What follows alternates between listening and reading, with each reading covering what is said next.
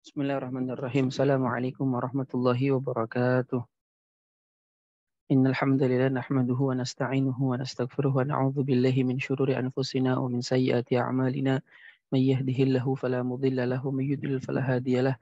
Asyhadu an la ilaha illallah wahdahu la syarika lahu wa asyhadu anna Muhammadan 'abduhu wa rasuluhu alladzi la nabiyya wa la rasula ba'dahu ma ba'd.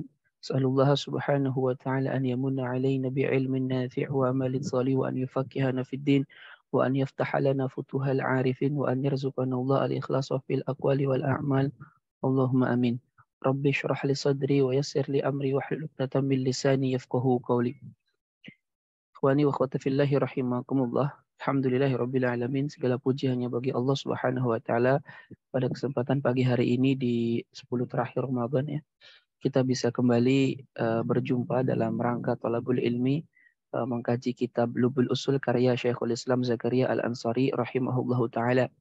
Salawat serta salam semoga senantiasa terlimpah curah kepada baginda Rasulullah sallallahu alaihi wasallam, pada keluarganya, pada sahabatnya, dan semoga kita semua termasuk ke dalam golongan umat beliau yang mendapatkan syafaatnya kelak di yaumul qiyamah. Amin amin ya Allah ya rabbal alamin. Ikhwani wa akhwati fillahi rahimakumullah, kita masih dalam bab kitab kedua, yaitu masih dalam bab As-Sunnah. Dan terakhir kita itu memasuki pembahasan tentang al-ikhbaru bi'amin riwayatun wa bi khasin 'inda hakimin syahadatun in kana haqqan li ghairil mukhbir 'ala ghairihi. Nah, di sini kita akan membahas tentang perbedaan penyampaian suatu informasi. Jadi suatu informasi kalau disampaikan yang bersifat umum, khusus, itu masing-masing ada kondisinya. Di sini dikatakan qala al-muallif rahimahullahu taala wa nafa'ana Allahu bihi wa bi 'ulumihi fid dunya wal akhirah. Amin amin ya Allah ya rabbal alamin. Masalah al-ikhbaru bi'amin, ya, mengkhabarkan sesuatu yang bersifat umum ya bagi manusia. Riwayatun itu disebut dengan riwayat. Jadi kalau kita menyampaikan informasi secara umum terhadap manusia seperti tentang keistimewaan baginda Nabi sallallahu alaihi wasallam atau selain keistimewaan baginda Nabi sallallahu alaihi wasallam, ya, yang mana informasi itu bersifat umum untuk seluruh manusia tanpa ada yang dikhususkan. Begitupun informasi yang apabila di dalamnya ada perintah, ada larangan atau yang sejenis, maka itu semuanya disebut dengan riwayat.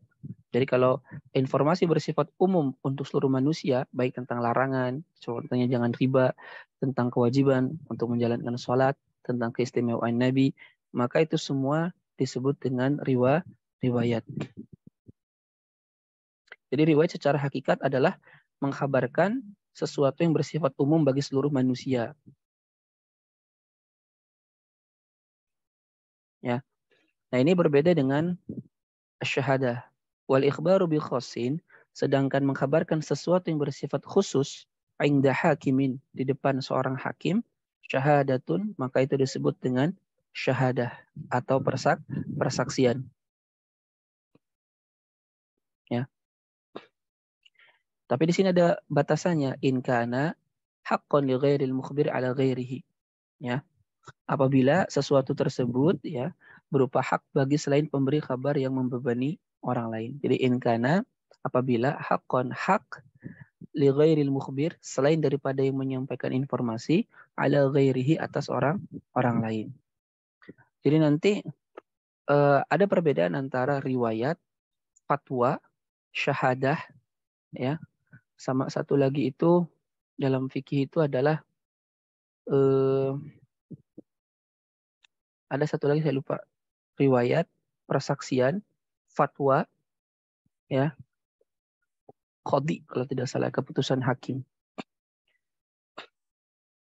Jadi nanti dibagi dua ya. Ada periwayatan ada penyampaian informasi yang diberikan secara umum, ada penyampaian informasi yang diberikan secara khusus. Nah, di sini kita kembali ke syahadah ya. Jadi syahadah itu adalah mengkhabarkan sesuatu yang bersifat khusus bagi sebagian manusia di depan hakim.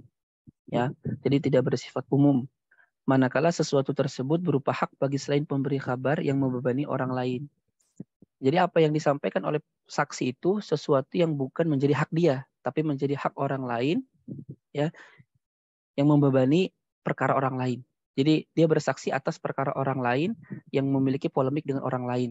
Nah, itu namanya saksi. Nah, namun apabila berupa hak bagi pembawa memberi kabar yang membebani orang lain, maka disebut dakwa. Ya, dakwa itu dakwaan. Nah, atau hak bagi orang lain yang membebani pemberi kabar, maka disebut dengan iqrar. Jadi kalau dalam fikih ini nanti antum masuk bab syahadah itu diterangin di sana. Di Hasyi Al-Bajuri juga ada. Jadi kalau kita tulis ya disimpulkan. Jadi al-ikhbar, nah, pemberian informasi itu dibagi dua. Ada al-ikhbar ya bi'amin linnas, ada al-ikhbar bi khosin ya, bi khosin. Ada al-ikhbar bi'am, ada al-ikhbar bi khos. Maka kalau menyampaikan informasi yang bersifat umum bagi manusia, maka ini disebut dengan riwayah. Sedangkan kalau informasi itu bersifat khusus dibagi tiga. Ya. In kana haqqan, ya. In kana haqqan li ghairihi, in kana haqqan li ghairil mukhbir.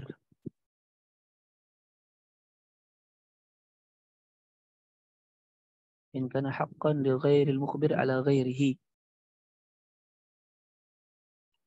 Maka ini disebut dengan syahadah.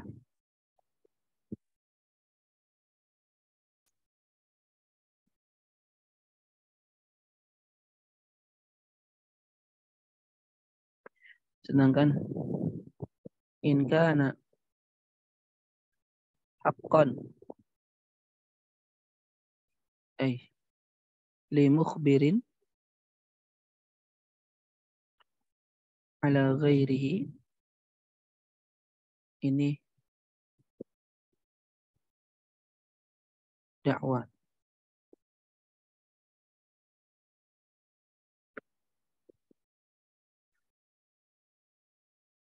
In kana haqqan li ghairihi ala al-mukhbir iqrar. Ya. Jadi kalau penyampaikan informasi bersifat umum bagi seluruh manusia tanpa dikhususkan satu dengan yang lainnya, maka itu disebut dengan riwayah, periwayatan.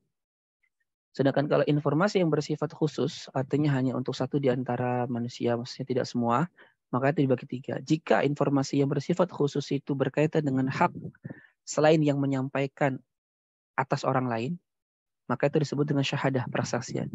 Kan yang namanya saksi, contohnya ini hakim, ini saksi.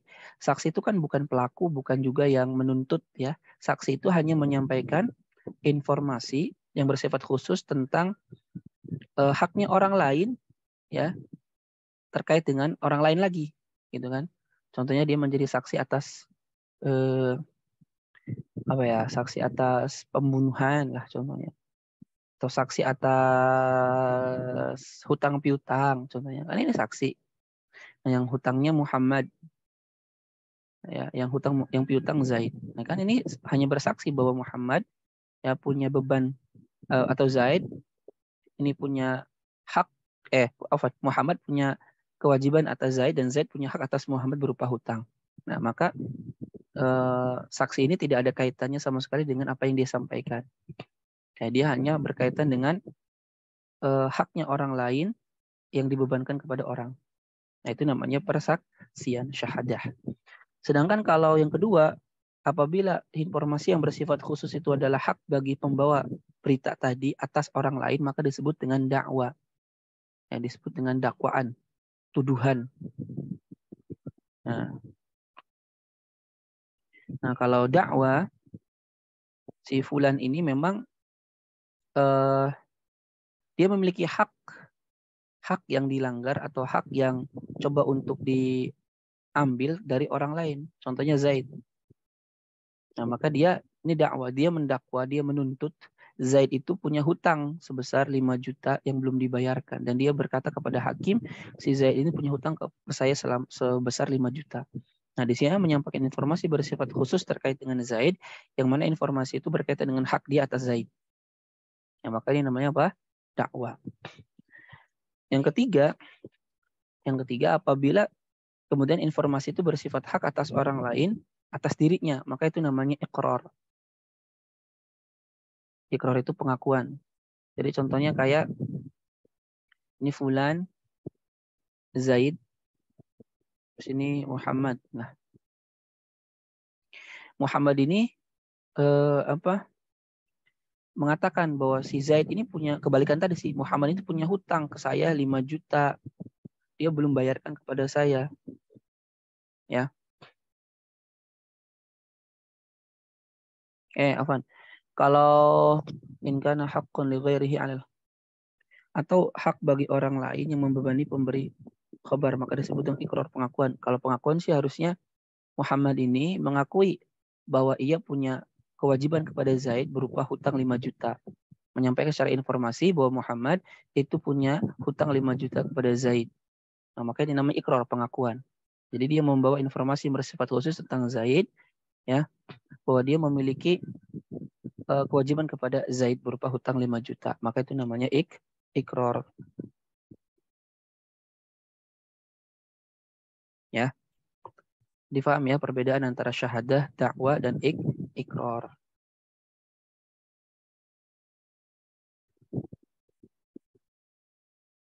Nah, makanya di sini dikatakan fa in kana lil mukhbir ala ghairihi,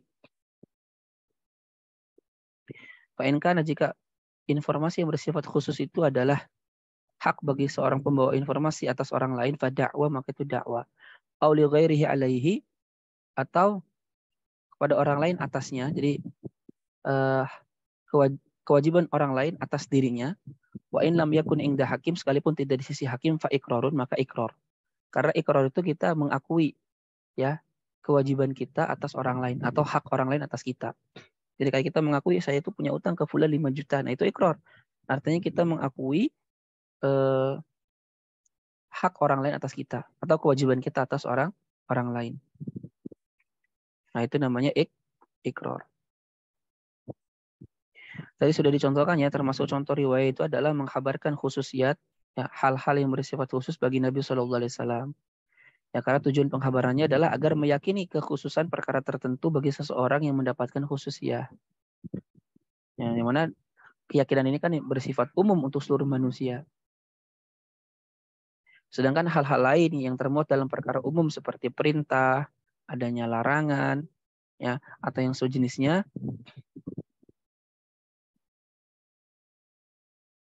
maka itu juga semuanya adalah disebut dengan riwayah.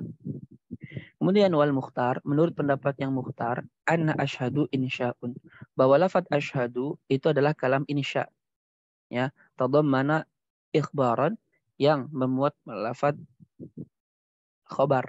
Kalau khobar kan dia informasi yang memuat benar dan salah. Kalau insya itu kan lafaz yang tidak memuat informasi. Kalau insya, karena insya itu baru dikatakan ketika di luar di luar pikiran gitu.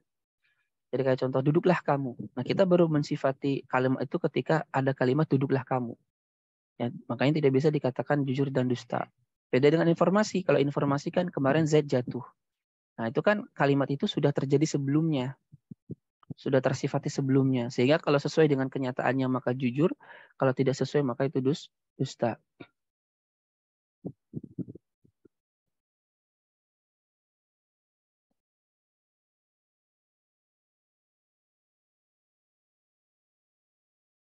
Ya.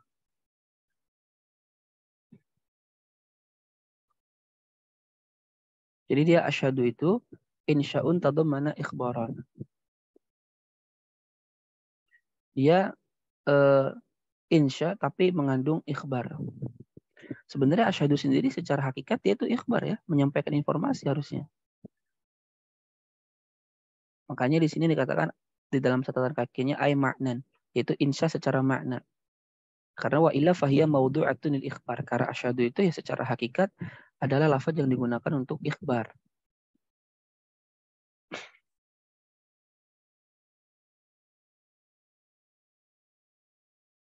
Ya.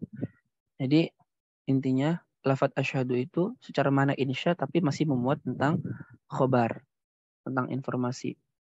Nah, hal ini karena memang memandang aspek lafaz di mana muatan isinya terwujud dalam realitas ya, sekaligus memandang aspek muta'alaq atau perkara-perkara terkait. Ada juga yang berpendapat ikhbar itu murni dia itu adalah penyampaian informasi.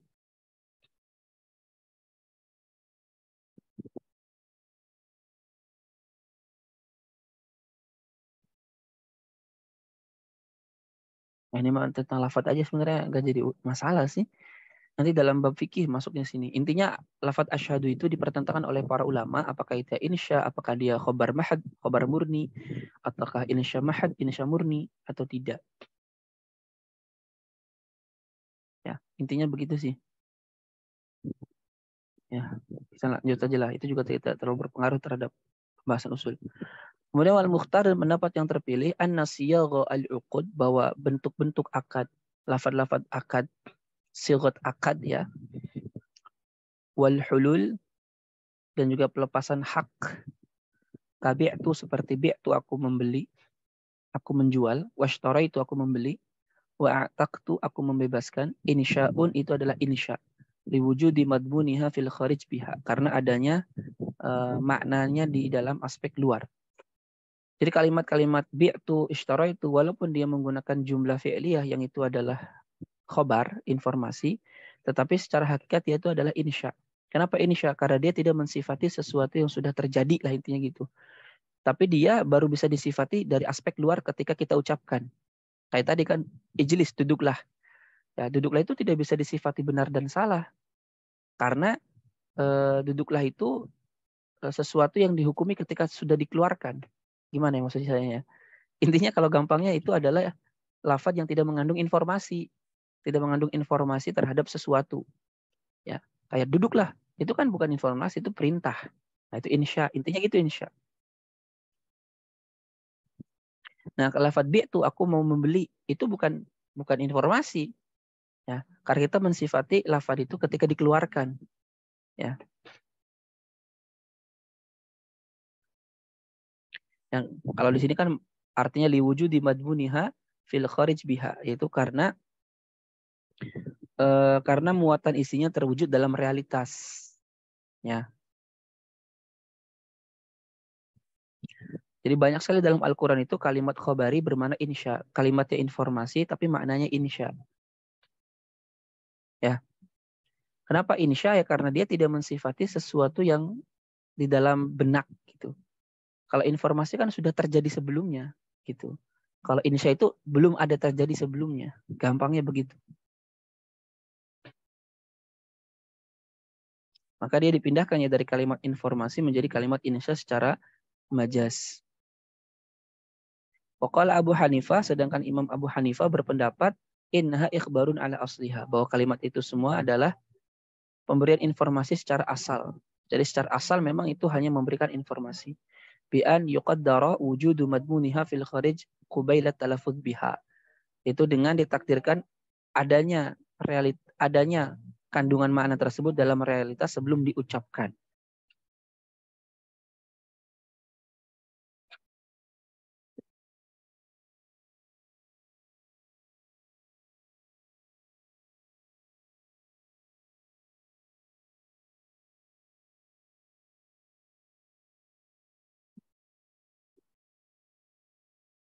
Paham gak sampai sini kira-kira?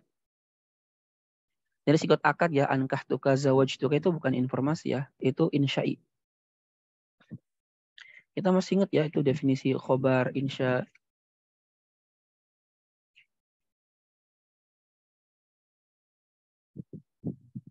Ada yang ditanyakan dulu?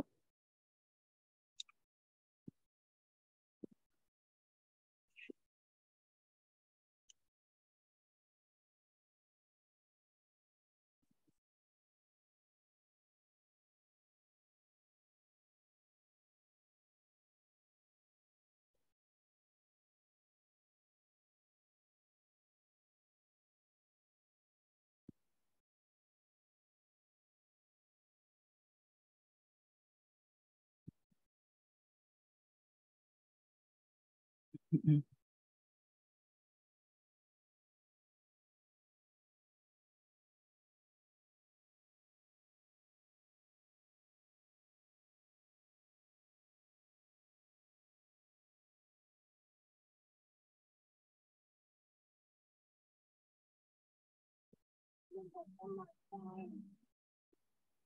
Eh, ya, kalau tidak ditanyakan lagi.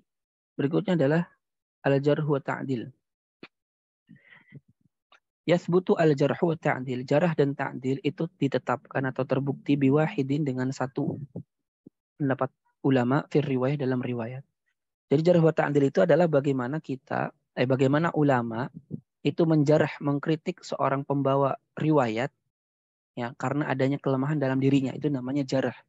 Kalau ta'dil itu kebalikannya, bagaimana seorang ulama mu'tabar memuji pembawa informasi tersebut sebagai orang yang adil, ya dobit, cermat dan seterusnya. Itu namanya ta'dil.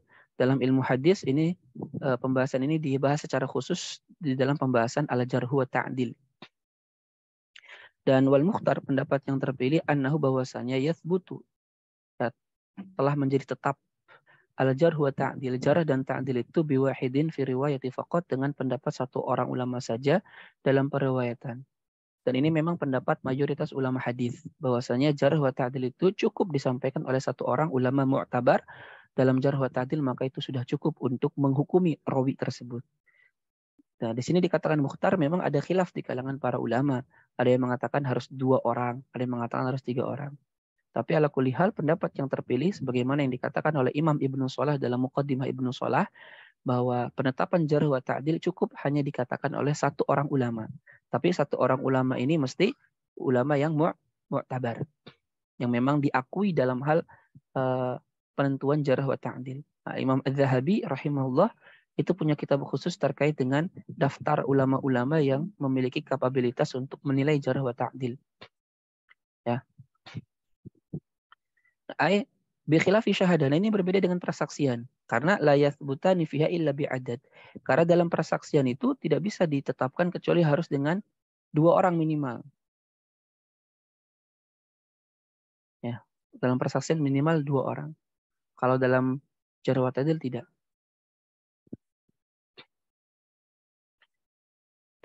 Baik. Kemudian yustaratu, disyaratkan ya dzikru sababil jarh, disebutkan sebab jarh. Ya, karena para ulama mengatakan apabila seorang rawi diperselisihkan oleh ulama antara yang menjarah dan mentakdil, maka wajib orang yang menjarah tadi mengkritik seorang rawi itu menyebutkan alasannya. Kenapa? Karena setiap orang itu memiliki alasan yang berbeda-beda, yang bisa jadi menurut ulama lain itu alasan itu tidak bisa diterima sehingga dijadikan patokan untuk menjarah ulama lain, untuk menjarah rawi lain. Ya, maka jarah itu harus disebutkan supaya bisa dinilai apakah jarah ini diterima atau tidak. Makanya kata para ulama, idza ta'aradu al-jarhu wa ta'dil, ya fal jarhu muqaddamun idza kana mufassaran. Apabila jarah dan ta'dil itu bertabrakan, saling tabrakan karena ulama ikhtilaf, maka jarah itu didahulukan apabila jarah itu mufassar, dijelaskan alasannya. Kenapa jarah didahulukan? Li'anna fihi ziyadata ilmin. Karena dalam penjarahan itu ada tambahan ilmu yang tidak diketahui oleh orang yang mentakdil. Karena jarah itu kan berarti dia mengetahui sesuatu yang bersifat tersembunyi dari rawi tersebut, yang itu tidak diketahui oleh orang yang mentakdil. Karena kalau orang yang mentakdil itu hanya melihat secara zohir, ya kan nggak tahu perkara dia di belakang gimana dan seterusnya. Nah, maka si jarh itu didahulukan karena itu tambahan ilmu yang tidak dimiliki oleh orang yang mentakdil. Tapi dengan syarat jarh tadi haruslah disebutkan alasannya kenapa. Jadi wal mukhtar, pendapat yang terpilih, annahu, bahwasanya yushtaratu, disyaratkan, dzikru sababil jarhi, disebutkan sebab jarh, fihima, pada keduanya, yaitu dalam riwayat dan persaksian. Ya, harus disebutkan. Nah, sedangkan kalau terjadi pertentangan antara ulama tentang seorang rawi antara yang menjarah dan mentakdil, sedangkan yang mentakdil itu tidak mendatangkan alasan, maka tidak bisa diterima, sehingga yang dipilih tetap ta'dil. Ya. Walakin, tetapi, yakfi, cukup, itlaquhu, yaitu penyebutan jarah, fi riwayah dalam riwayat itu ke ta'dil sebagaimana ta'dil.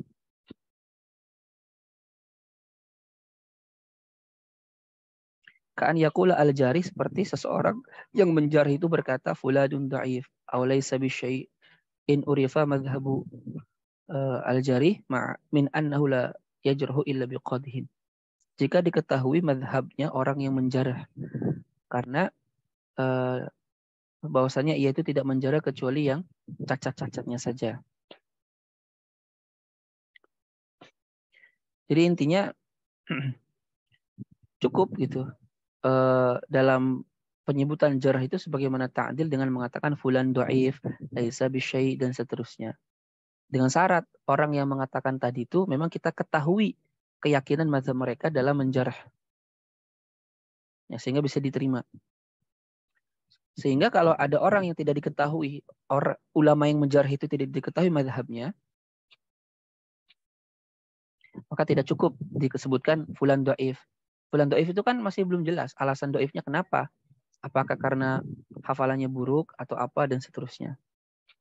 Maka harus dijelaskan.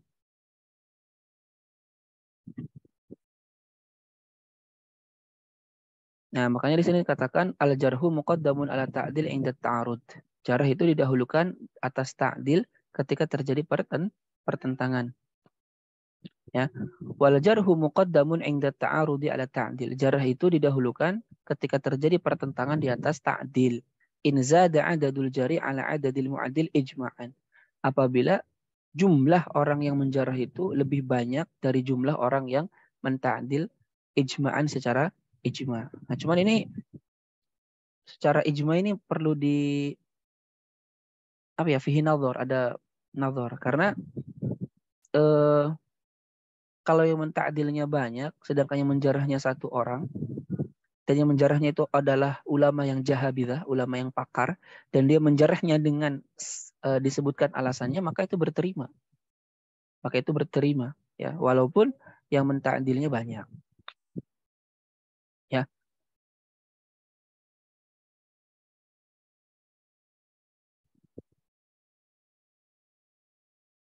Nah, apalagi kalau yang menjarahnya banyak ketimbang yang menta'dil, ya maka jarah itu didahulukan. Dengan syarat yang menjarahnya itu memang ulama yang mu'tabar.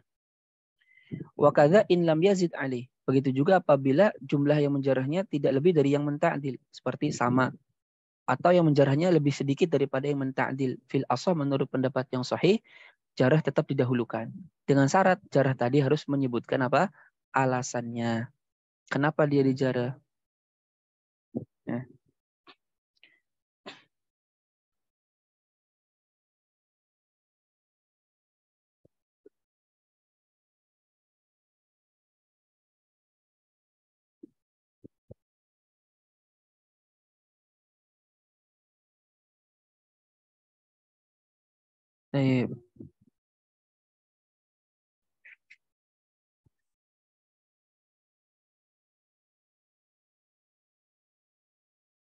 Kemudian wamina ta'dil, dan termasuk ta'dil li syakhsin terhadap seseorang adalah hukmu mushtaratil adalah fi syahid.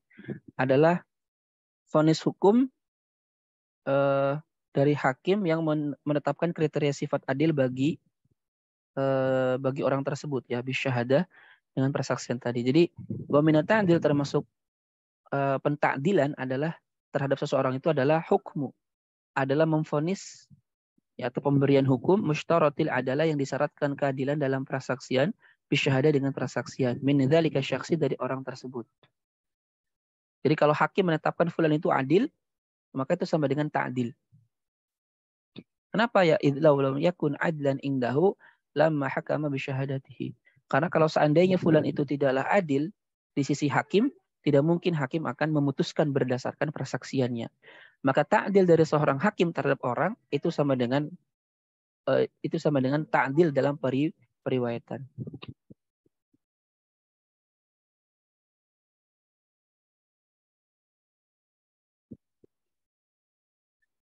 Wa kadza amalul alim, begitu juga pengamalan dari seorang yang berilmu yang disyaratkan keadilannya dalam periwayatan dengan riwayat seseorang.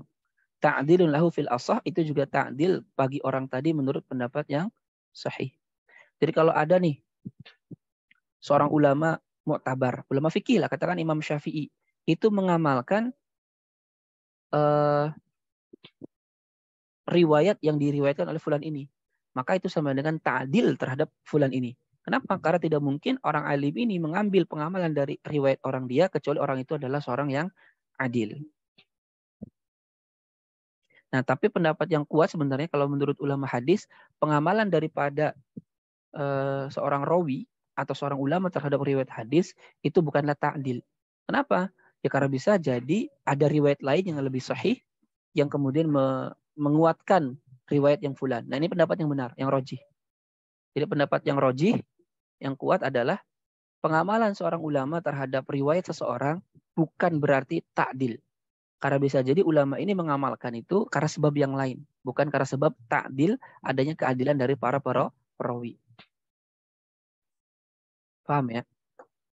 Wakadha begitu juga riwayatu man la yarwi illa an adlin. Begitu juga termasuk ta'dil menurut Syekhul Islam adalah periwayatan orang yang tidak akan meriwayatkan kecuali dari orang yang adil. Kalau rawi tadi tidak akan pernah meriwayatkan kecuali dari yang adil, ketika dia meriwayatkan dari fulan, maka fulan itu adil. Jadi itu termasuk penta'dilan dari fulan. Nah, ini menurut mayoritas ulama juga sama, ta'dil. Jadi kalau ada fulan, contohnya itu kayak siapa itu Al-Imam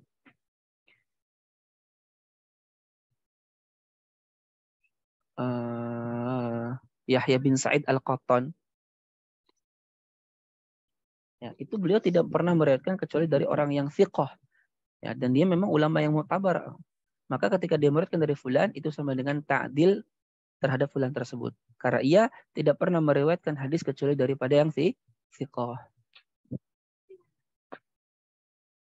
Nah, walaysa minal jarhi, dan bukan termasuk jarah terhadap seseorang tarku amalin bimarwihi, meninggalkan amal terhadap yang diriwayatkannya. Wala tarku hukmin bimasyhudihi, dan meninggalkan hukum dari apa yang disaksikannya. Lijawazi an yakuna tarku limu'arid. Karena boleh jadi ulama tadi meninggalkan riwayat tadi itu karena adanya dalil lain yang membatalkan, yang mu'arid, yang bertentangkan. Jadi kalau ada ulama tidak mengamalkan hadis yang diriwayatkan oleh fulan, itu bukan berarti jarah ulama tersebut terhadap fulan. Karena bisa jadi ulama tersebut itu tidak mengamalkan itu karena ada dalil mu'arid. Mu'arid itu dalil yang menentang hadis itu.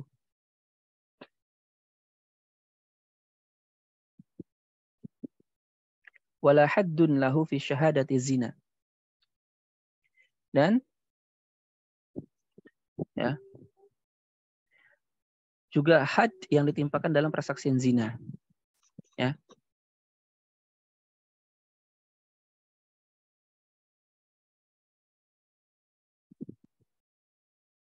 Dan juga tidak adanya had terhadap persaksian atas perbuatan zina, itu bukan berarti juga jarah terhadap saksinya.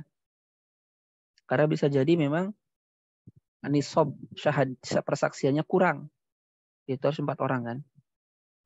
Nah, bukan berarti karena si persaksinya itu tidak adil. Wala fi nahwi syurbin nabidh minal masail ijtihadiyatil mukhtalafi fiha kanihkahil mut'ah li jawazi an ya'taqida ibahat dzalik. Dan juga tidak digunakannya persaksian semisal orang yang meminum nabidh, karena itu termasuk permasalahan yang di ijtihad yang diperselisihkan sebagaimana nikah mut'ah, maka itu bukan berarti itu menjarah orangnya ya. Karena bisa jadi hakimnya berbeda dengan si saksi.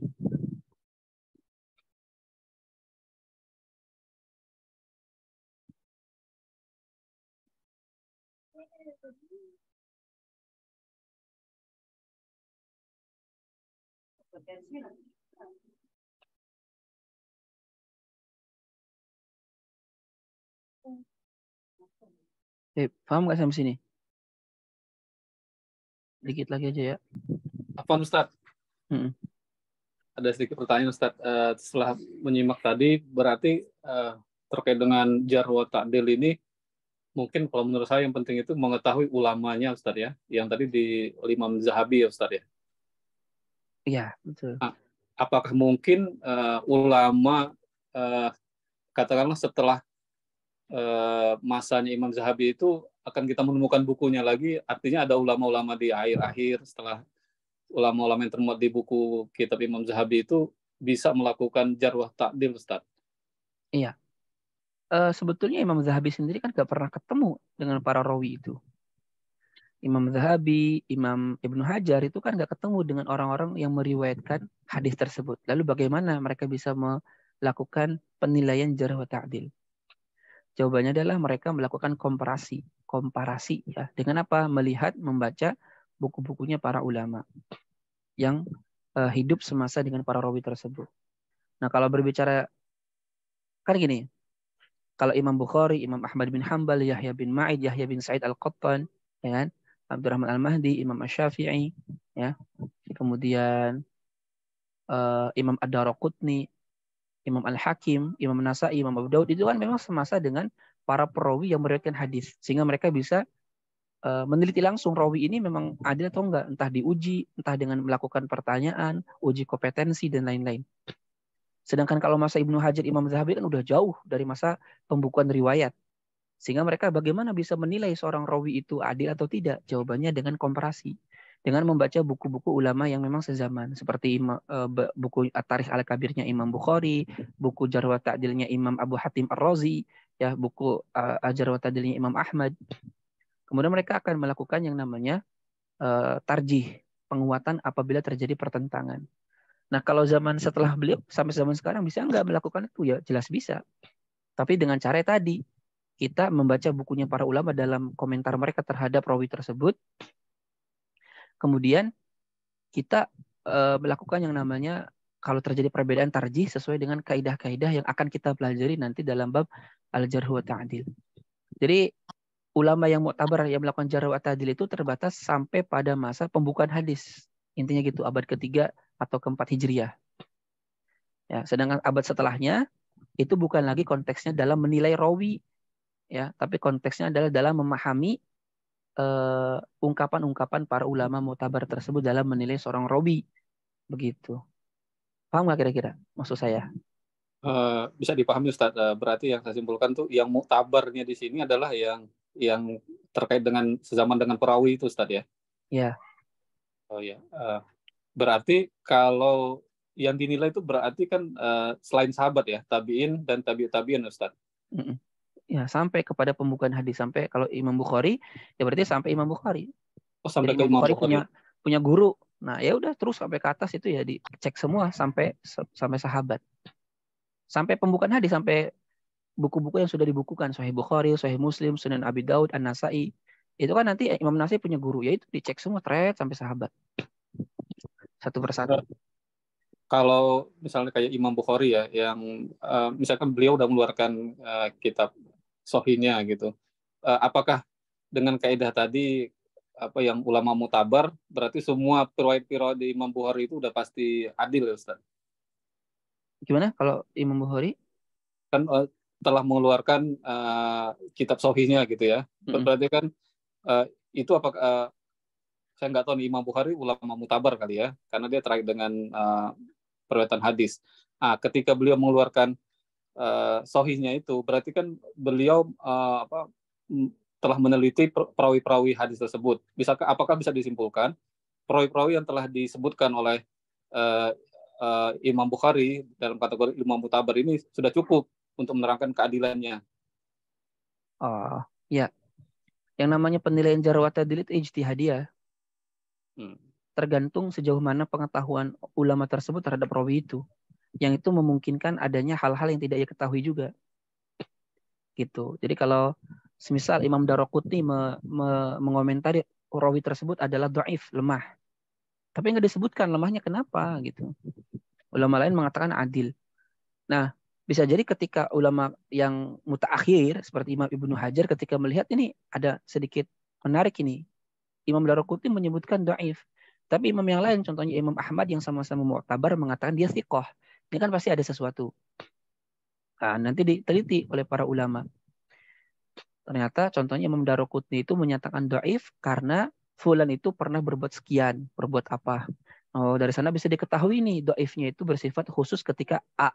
Tapi selain A ini, secara umum hadisnya itu adalah sikoh contohnya. Jadi belum tentu. Maksudnya belum tentu. Kenapa? Karena perkara penilaian terhadap rawi dari sisi jarh wa ta'dil itu ijtihadiyah. Itu tergantung sejauh mana pengetahuan ulama ini terhadap rawi tersebut. Ya bisa benar dan bisa salah. Ya, seperti itu. Tapi kalau kaitannya sama Sahih Bukhari, ya jelas para ulama mengatakan Sahih Bukhari, hadis-hadis yang ada dalam Sahih Bukhari yang bersifat usul, pokok dalam kitab Sahih Bukhari, itu adalah hadis-hadis yang semuanya adalah sahih. Yang pokoknya ya. Sedangkan hadis-hadis yang itu mu'allak atau hadis-hadis penguat yang didatangkan oleh Imam Bukhari, itu belum tentu sahih. Itu. Ya, wallahu a'lam. Baik, Ustaz, terima kasih. Kemudian ada pertanyaan, izin bertanya Ustaz, apabila seorang yang ketat dalam menta'dil seperti Ibnu Ma'in bertentangan dengan ulama yang mutasahil seperti Ibnu Hibban yang menjarah parawi, apakah yang didahulukan di sini menjarah daripada yang mensifahkan walaupun dari ulama yang mutasyaddid? Apabila seorang yang ketat dalam menta'dil seperti Ibnu Ma'in bertentangan dengan ulama yang mutasahil seperti Ibnu Hibban yang menjarah parawi. Ini kebalik mungkin. Imam Ibnu Hibban itu dalam hal menjarah rawi mah dia mutasyaddid. Bahkan sangat mutasyaddid. Jadi memang gini, para ulama itu yang menjarah menta'dil itu dikatakan oleh para ulama itu dibagi menjadi 3 kelompok. Kelompok pertama kelompok yang mutasyadid sangat ketat. Kedua adalah mu'tadil, mutawasid ya, kelompok yang pertengahan yang insaf, ini yang kita biasanya pegang.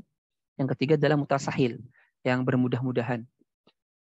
Mutasyadid itu ada 2, ada mutasyadid dalam menjarah, ada mutasyadid dalam menta'dil. Mutasyadid dalam menta'dil artinya kriterianya sangat ketat sekali untuk menta'dil seseorang, itu seperti Abu Hatim Ar-Razi. Makanya para ulama mengatakan kalau Imam Abu Hatim Ar-Razi sudah menta'dil seorang rawi, tamassak bin nawajid. Ya, gigitlah, peganglah dengan gigi gerahamu. Karena Imam Abu Hatim Ar-Razi itu sangat ketat dalam menta'dil. Sehingga kalau beliau sudah menta'dil seorang rawi, ambil sudah. Ambil sudah.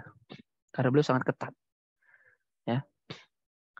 Ada juga yang mutasyadid dalam al-jarah, mutasyadid dalam menjarah. Beliau itu sangat keras di dalam menjarah. Jadi hatta kesalahan kecil itu pun dijadikan alasan untuk menjarah seorang rawi. Mutasyadid itu. Contohnya seperti Imam Ibnu Hibban.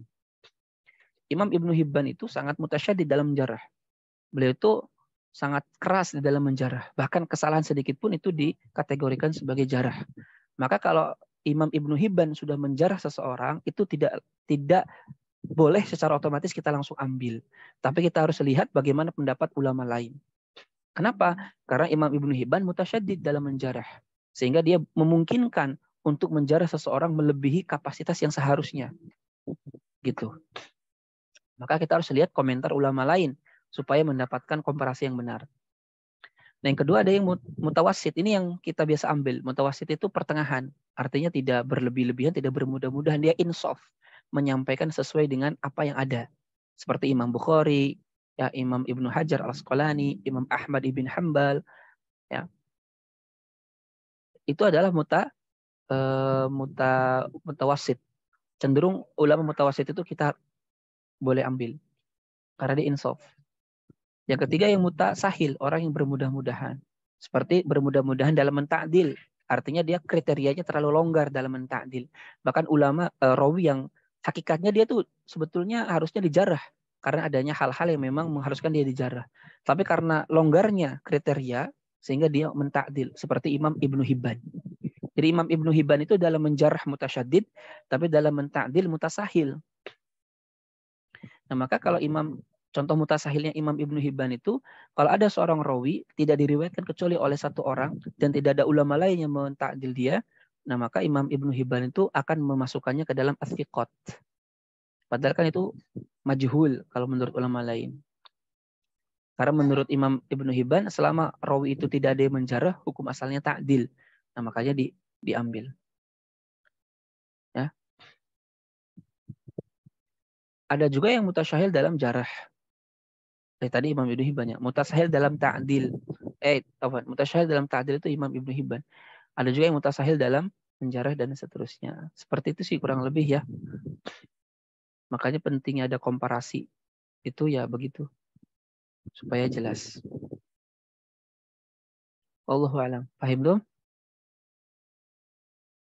Insya Allah Ustaz. Tapi mau harus kayak ada butuh praktek lah kayak Ustaz. Ya itu harus ngaji jarh wa ta'dil juga secara khusus. Dan Iya, ngaji juga kalau ilmu hadis yang lainnya secara khusus.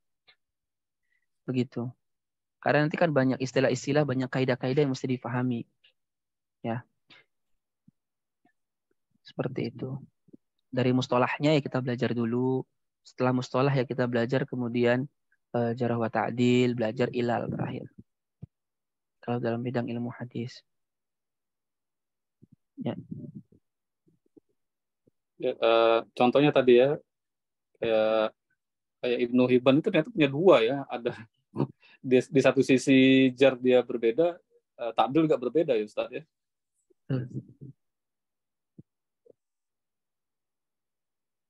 Ya kayak di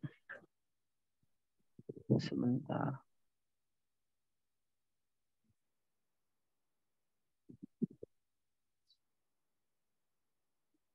Terus di minimesh.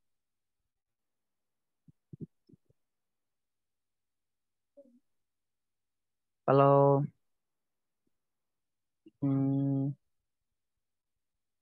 Yes.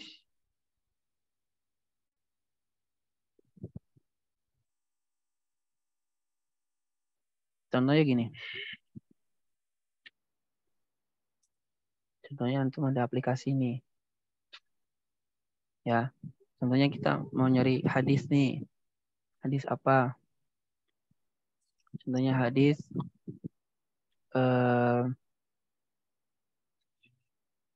Rufi al-Qalamu.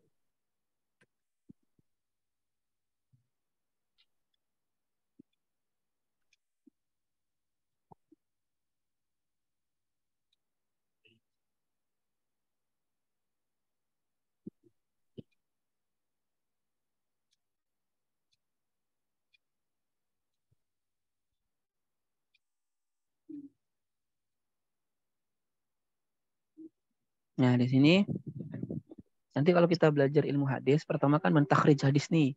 Takhrij itu kita mengembalikan hadis itu kepada sumber aslinya tuh di mana sih hadis itu ada. Nah, takhrij. Nanti kita akan dapatkan nih di aplikasi ini teh. Banyak banget ini berarti ini. Takhrij, takhrij. Nah, ini akhrajahu Ibnu Jarud fil Muntaqa, Ibnu Hibban fil Sahih. Banyak ini yang meriwayatkannya.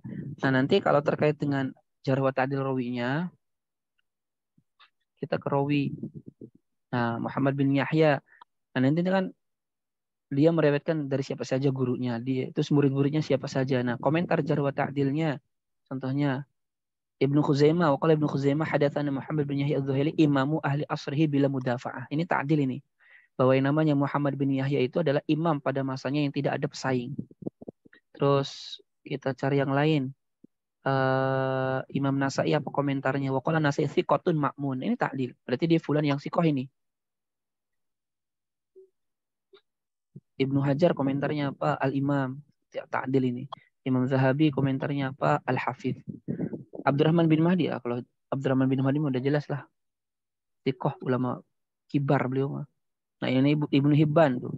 Beliau mengatakan wa dzakara Ibnu Hibban fi thiqat wa qala kana min al-hufadhi al-mutqinin wa ahli al-wara' fi din mimman hafidha wa jama'a wa tafaqqaha wa sannafa wa hadatha wa aba ar-riwayah illa an thiqat. Nah, Abdurrahman bin Mahdi kata Ibnu Hibban itu adalah orang yang hafiz, mutqin, sangat wara dalam agamanya, termasuk orang yang menghafal, mengumpulkan hadis, yang mendalami fikih hadis, yang menyusun kitab-kitab hadis, yang meriwayatkan hadis, dan beliau tidak pernah meriwayatkan kecuali daripada yang thiqat. Nah itu. Nanti satu-satu kita cek itisol sanadnya bla bla bla bla bla bla, baru kita menghukumi suatu hadis itu apakah sahih atau tidak. Ya, seperti itu. Wallahu a'lam bishawab.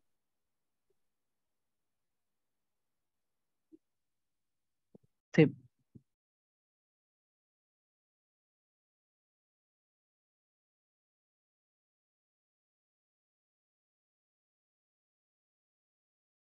Kalau tidak ada lagi ditanyakan, insyaallah kita kayaknya Kamis pada bisa nggak? Kalau Kamis nggak pada bisa ya udah kita liburkan saja lah. Nanti masuk laginya pada Lebaran. Ya, nggak ada yang tanyakan? Kalau tidak ada kita cukupkan sampai di sini dengan membaca doa kafaratul majlis. Subhanaka Allahumma wa bihamdika asyhadu an la ilaha illa anta astaghfiruka wa atubu ilaih. Wal afu minkum. Assalamualaikum warahmatullahi wabarakatuh.